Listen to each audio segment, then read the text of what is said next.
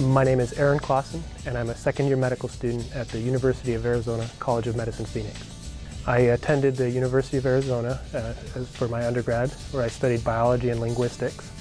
And when I graduated, I joined the Tucson Police Department, first as a dispatcher and then as a police officer. And I worked patrol on the east side of Tucson for a little over 3.5 years.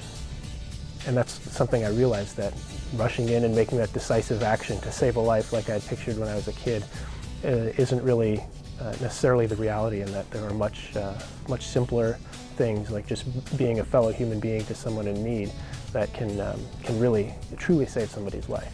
One of the things that I think is really a unique opportunity we have at the school is our use of simulation and the Simulation Center in our education. We have the opportunity to use some state-of-the-art technology in order to make ourselves better physicians.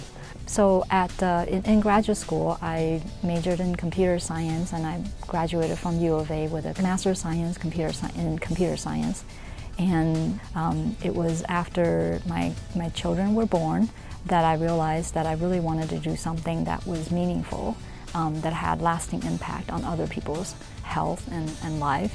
And that's why I decided to go back to school. So the first thing I knew I needed to have is to have my spouse's support. So after I told him my goal, my dream, he was initially skeptical, because he is a nurse and he knows the difficulties, the challenges of being a health provider. So I actually applied in 2011, and that year I wasn't as prepared.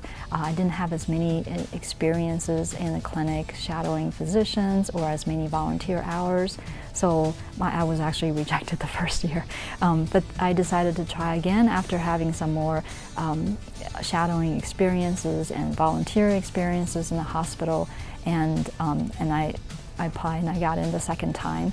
And I would definitely say don't give up the first time, because sometimes there are just simply too many people looking to get into, looking for the same spots. There's a lot to learn, and there's a lot of pressure, a lot of stress, I think, associated with in a field where you're a primary care provider.